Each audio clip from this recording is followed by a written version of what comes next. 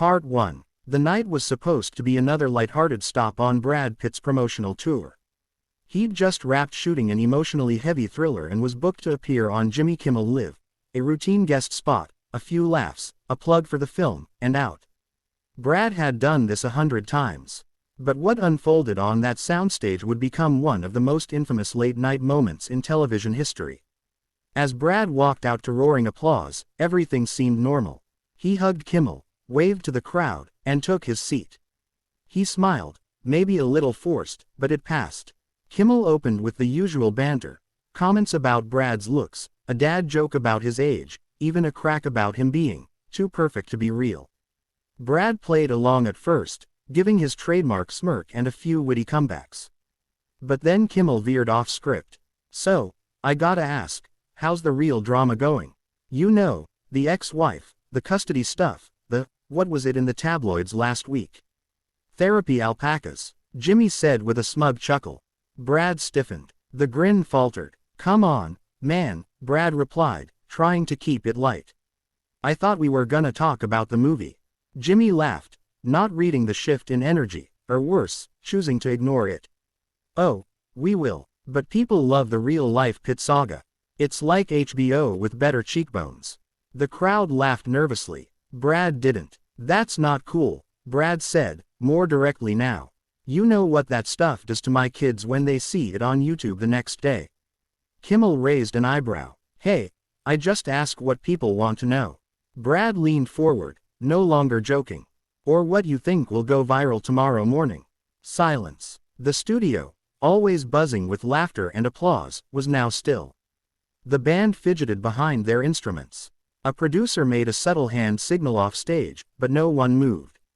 Brad sat back in his chair, eyes locked on Kimmel. "You know, I've done this show for years. I've laughed, I've played along. But if I wanted a trial by comedy, I'd go back to my divorce hearings." Kimmel blinked, unsure of how to recover. "It's just a joke, Brad. It's never just a joke when it's your life being dissected for claps." Without warning, Brad unclipped his lapel mic, handed it to the stunned sound tech, and stood. "I'm done here." Gasps swept the audience. Brad walked off stage, leaving Kimmel frozen, jaw half open, unable to pivot. The camera operator instinctively followed Brad for a beat, capturing him disappearing behind the curtain, but then the feed cut awkwardly to the band, who had no idea what to play. Backstage, chaos erupted. Executives barked into headsets, trying to contain the fallout. Brad's PR team, blindsided, scrambled for a statement. And Kimmel sat alone on the set, visibly shaken, trying to figure out how to salvage the final 20 minutes of airtime. By the time the show aired, heavily edited, social media had already exploded. Grainy audience videos, leaked behind-the-scenes audio, and lip readers dissecting every glare between Pitt and Kimmel were everywhere. Hashtag Brad walks out, hashtag Kimmel cancelled, and hashtag not a freaking joke were trending within the hour. No one could have predicted what would happen next. Part 2. In the days that followed, the fallout spread like wildfire. Kimmel released a statement calling it a misunderstood moment, and said he had nothing but respect for Brad Pitt. But it rang hollow. The damage had been done. More celebrities began speaking out. Charlize Theron, who had her own awkward moment on Kimmel's couch 2 years earlier, posted cryptically, "Now they believe us."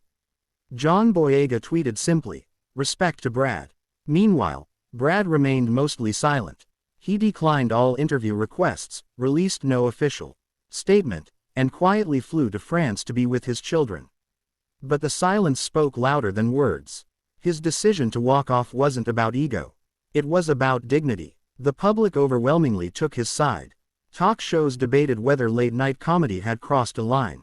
A-list stars began reconsidering appearances. For the first time, networks discussed setting new boundaries for on-air interviews. Kimmel's show went on hiatus, to recalibrate, but rumors swirled of internal pressure from ABC executives. Advertisers were uneasy, and longtime fans were disillusioned. Brad Pitt's walkout became more than a viral moment, it became a reckoning. A reminder that even the most famous faces deserve basic respect, and that behind every headline is a human being tired of being the punchline.